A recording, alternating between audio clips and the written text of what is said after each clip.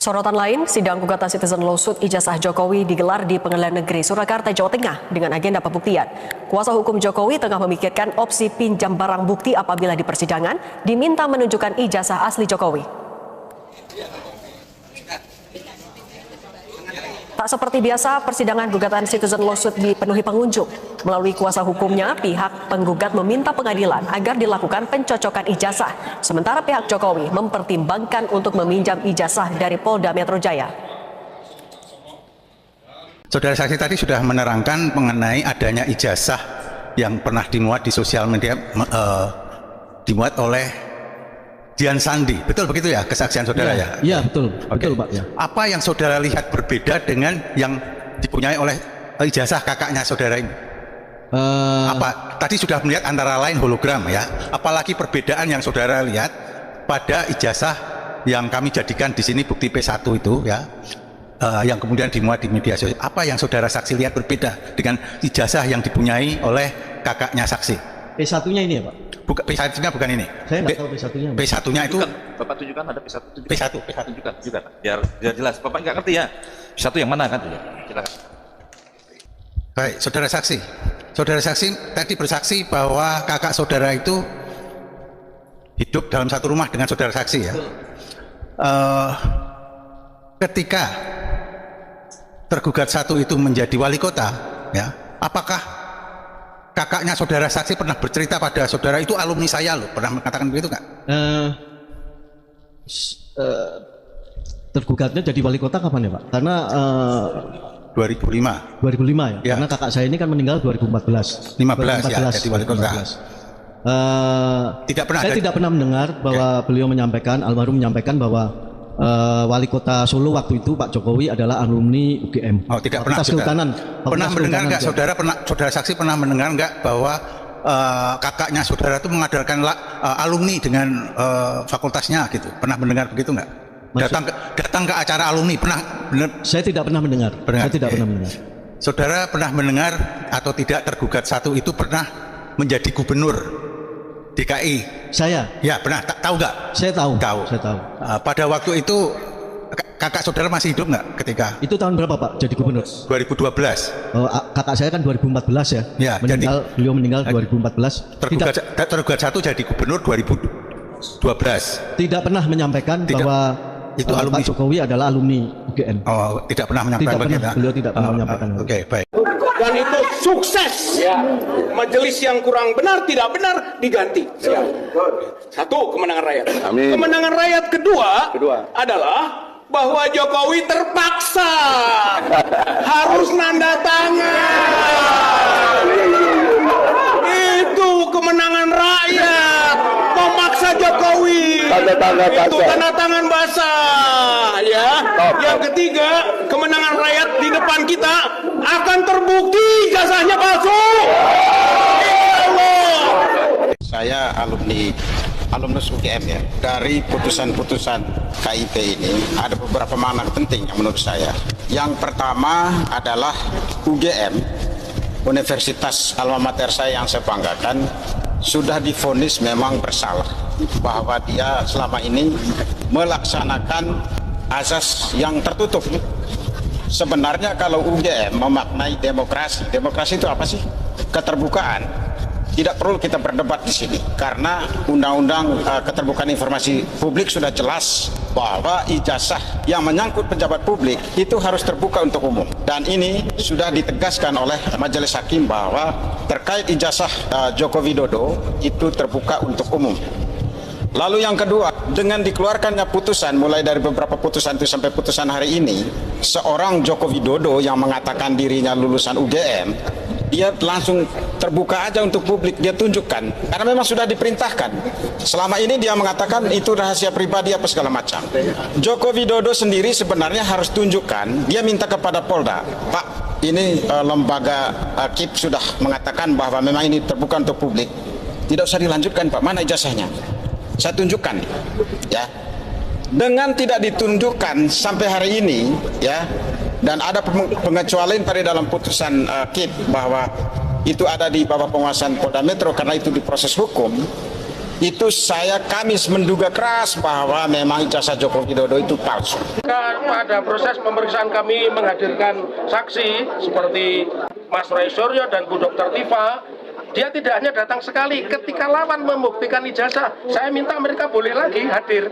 Ini kan tidak pernah terjadi di peradilan kita, maka saya ingin yang seperti itu. Itulah yang saya inginkan, yang namanya cross examination, dan itulah yang diajarkan oleh undang-undang baru kita. Yang punya kewenangan apakah Polda Metro berkenan atau tidak untuk memberikan kesempatan kepada kami selaku kuasa hukum Pak Jokowi untuk bon pinjam terhadap alat bukti yang saat ini dijadikan barang bukti oleh penyidik pejabat Polri.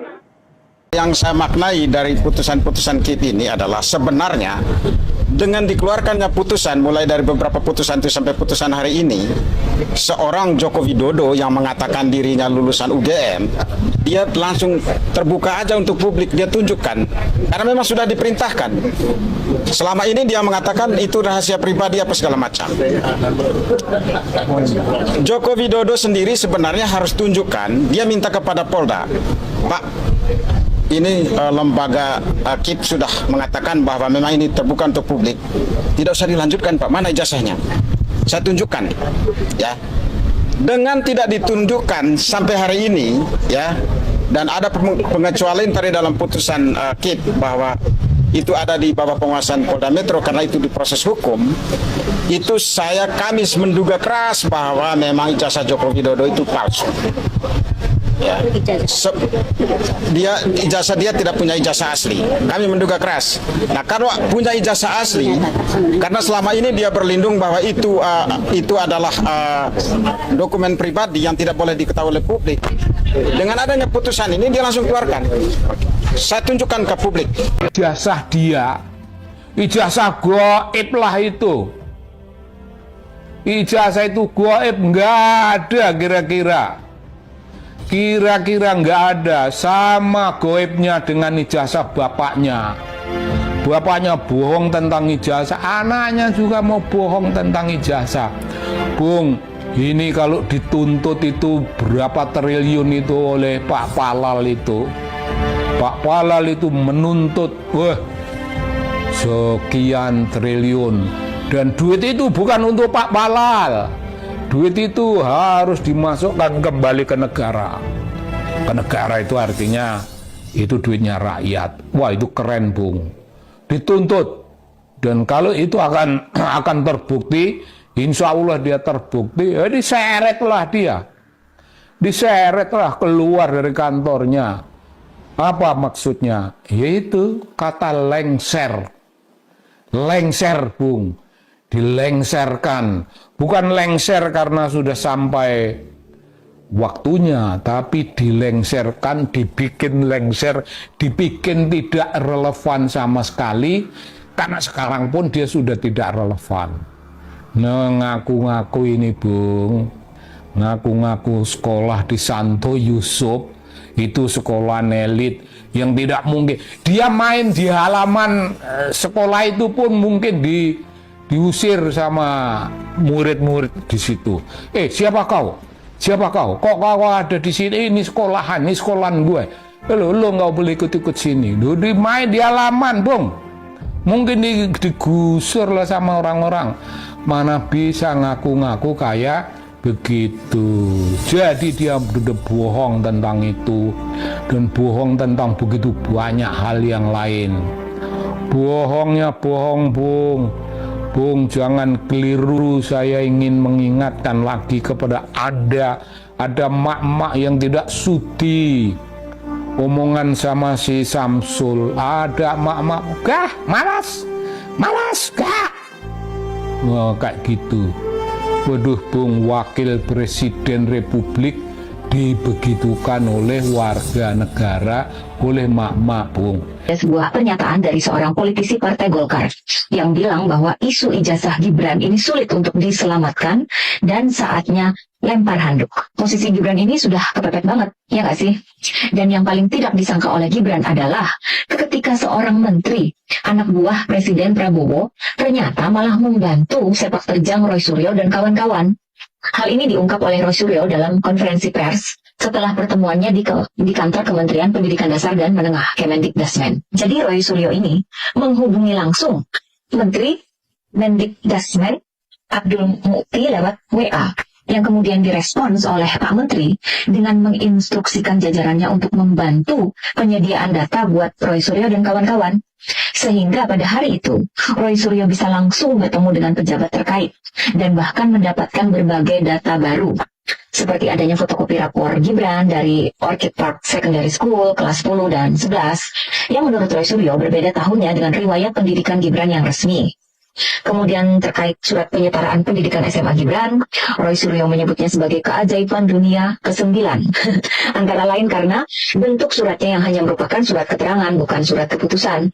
Kemudian salah satu rekan Roy Suryo, Rismon Sianipar, memberikan pertanyaan, kalau surat keterangan itu setara dengan ijazah SMA, bisa nggak kita pakai untuk melamar pekerjaan?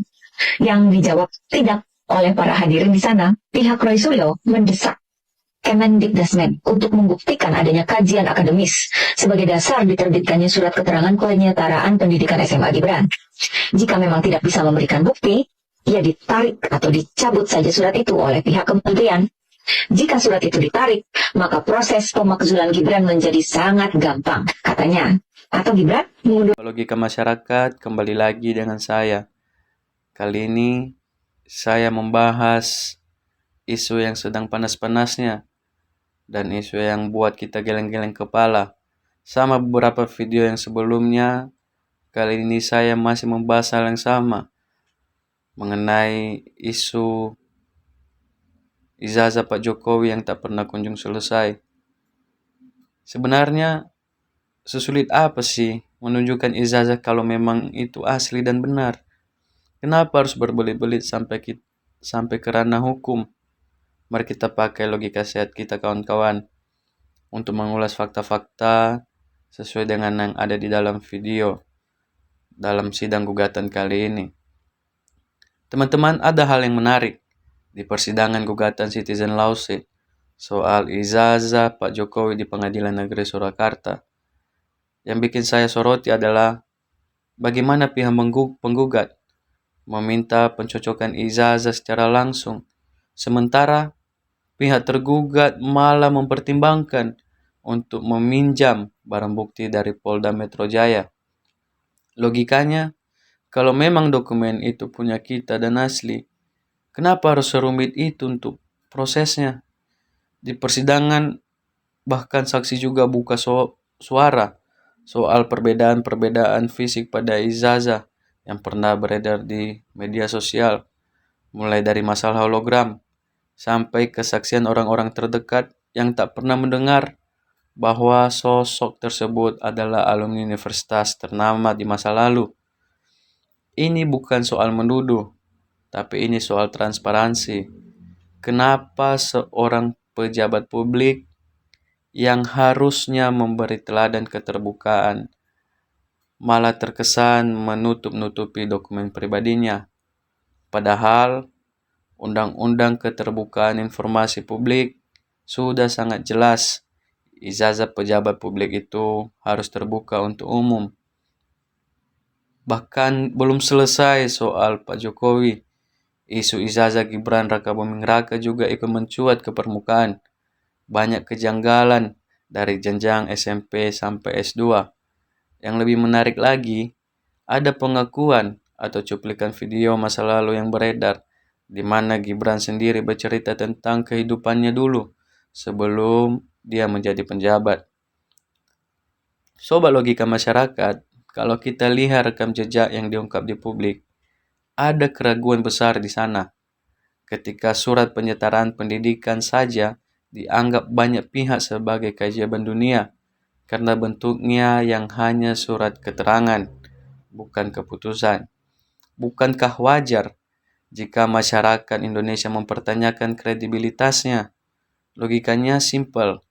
Kalau memang benar-benar lulusan luar negeri, kenapa tidak dibuktikan saja dengan cara yang paling sederhana dan elegan? Publik itu cerdas. Masyarakat tahu mana yang asli dan mana yang penuh drama. Jujur saja, melihat situasi ini, Saya melihat adanya kerinduan masyarakat akan kejujuran pimpinannya, bukan lagi soal kecerdasan yang dipamerkan di media, tapi soal integritas. Karena pemimpin yang hebat itu dibangun di atas fondasi kejujuran, bukan fondasi pencitraan yang rapuh. Ada netizen yang bilang, "Sudah, terima saja kalau memang tidak mampu." Ini adalah ungkapan kekecewaan yang sangat-sangat mendalam. Rakyat sudah lelah dengan politik yang mementingkan kelompok sendiri, haus akan kekuasaan, dan ingin terus dihormati tanpa mau memberikan bukti yang nyata kepada rakyatnya sendiri. Jadi, menurut kalian bagaimana? Apakah ini murni masalah birokrasi? Atau memang ada sesuatu yang disembunyikan di balik ijazah gaib ini? Saya ingin dengar suara teman-teman semua di kolom komentar. Tuliskan opini kalian dengan kepala dingin dan logika yang tajam. Kita bangun diskursus yang sehat di sini. Teman-teman, mari kita bacakan komentar teman-teman semua yang ada di kolom komentar mengenai perkembangan persidangan ijazah Pak Jokowi ini. Yang pertama, ada dari Raihan 2861. Kemenangan rakyat Indonesia ini semoga Termul juga merasakan. Orang bawah, S4N. Dengan kejadian ini, hendaknya bisa dijadikan untuk perbaikan syarat pencalonan pejabat. Betul. Asnizar Nizar. Ya Allah, tunjukkanlah yang benar. Itu benar, yang salah, itu salah, agar negara ini aman. Ada dari Anggraini. Jangan lupa seret juga Ibu Rektor UGM untuk diadili. Berikutnya Nia Aprilia. Kalau perlu Termol ikut dipenjarakan walaupun hanya 2 tahun melindungi kebohongan. Berikutnya Muhammad Firmansyah. Jangan ada lagi pemimpin tertinggi sampai bawa ijazah palsu. Berikutnya Mansur Malawai. Seharusnya jangan ada dusta di antara kita. Rakyat butuh yang jujur. Betul. Ada Alto 8WY. Kepolisian sebagai aparat hukum, apa jadi keparat hukum di kasus ijazah Jokowi? Kalau barang bukti ada di kepolisian, kenapa tidak diserahkan di pengadilan? Pejabat dan aparat pada koplak. Lihat, rakyat gaduh dan terpecah belah. Berikutnya ada Papa Mama M6Y. Memang tidak punya ijazah si Jokowi. Berikutnya Asia Asari H8K. Bongkar terus sampai terang benderang.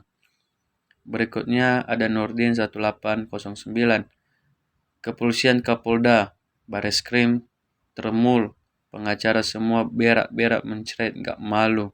Pembohong masih dibela karena banyak uangnya. Nanti lawyer-lawyer seperti ini jangan dipakai. Karena dia sudah membela seorang pembohong sampai mati-matian. Bila perlu, dihukum juga karena sudah menghalangi pemeriksaan. Dan Bareskrimnya juga harus dipecat karena sudah memeriksa penuh kebohongan. Berikutnya ada Umarena 5834. Semoga persoalan ijazah cepat selesai. Amin. Berikutnya ada Uus Darussalam. Jadi wali kota, gubernur, presiden tidak sah. Kebijakan gajinya tidak sah. Berikutnya ada Ade Supriyadi. Allah dengan mudah. Amin ya Rabbil Alamin. Berikutnya Tumijan Aceh. Sangat betul 1000% kemenangan rakyat NKRI itu paten semua. Pembela pahlawan Indonesia, kebenaran kejujuran bangsa. Berikutnya ada Siti Rokaya. Semoga jaksa dan hakim amanah dalam menjalankan tugasnya, bertanggung jawab dunia akhirat. Berikutnya ada Adung Derita. Gempur terus. Berikutnya ada Eko Legiono. Harusnya, kalau memang benar-benar terindikasi palsu, semua pihak sadar diri. Gak usah membela barang yang salah. Ingat, dosa itu lebih hakiki dan abadi sifatnya. Berikutnya ada Kamuria Tangara. Assalamualaikum. Waalaikumsalam. Mari berdamailah. kita semua saling memaafkan, dan yang berbohong jujurlah, serta bertobatlah, minta maaflah utama kepada Allah, kemudian kepada masyarakat Indonesia. Maka marilah kita berdamai satu sama lain, jangan diperpanjang lagi. Amin ya Rabbal Alamin. Berikutnya ada Jajan Junaidi. Kalau pengadilan mutusin tidak tepat dan mengada-ngada, tunggu pengadilan rakyat. Berikutnya ada Endrawatien. Mudah-mudahan pejabat yang jujur untuk rakyat dilindungi oleh Allah dan perikanan bangsa diperlihatkan Allah di dunia azabnya. Amin ya Rabbal Alamin. Berikutnya ada Bams Prof. Saya mau nunggu komen para buzzer dan termul di sini. Berikutnya Nasirin 2383. Mantap, mari kita lihat ramai-ramai. Ada Haryati 7792. Ya, harusnya ya bangga melihat alumni UGM. Kalau ijazahnya dirahasiakan, dia kan pejabat negara. Kok jadi rahasia pribadi? Ya, sesuai dengan penjelasan saya tadi bahwa memang ada undang-undang keterbukaan informasi publik yang mengatakan bahwa penjabat itu seharusnya ijazahnya terbuka untuk umum. Berikutnya ada Tutik Herlina, no comment, biar Allah yang bekerja. Berikutnya ada Melia 06, sudah, jangan dipajang fotonya, bikin situasi ramai di negara. Berikutnya Agus Budiarsono, seluruh rakyat Indonesia yakin bahwa Allah SWT akan berpihak pada kejujuran dan kebenaran. Amin. Berikutnya ada Rohma Agus 639. Kebohongan pada saatnya pasti akan terbongkar. Yang salah bakal salah, yang jujur bakal makmur, dan yang tidak jujur pada saatnya bakal hancur. Berikutnya kunci politik. Kalau jelas sah, kenapa harus menunggu? Nanti cepat dieksekusi. Baiklah teman-teman, itu saja beberapa komentar yang saya bacakan. Dan kita saat ini bisa memberikan komentar kita di kolom komentar sesuai dengan pandangan teman-teman semua dalam berpandangan. Jadi sekian teman-teman, saya Logika Masyarakat pamit undur diri. Jangan lupa like, komen, subscribe, dan share jika teman-teman ingin mendengarkan beberapa video ke depannya mengenai pandangan kita terhadap isu-isu yang sedang berkembang di negara kita yang tercinta ini. Jangan lupa sehat dan berpikir secara logika. Salam Logika Masyarakat.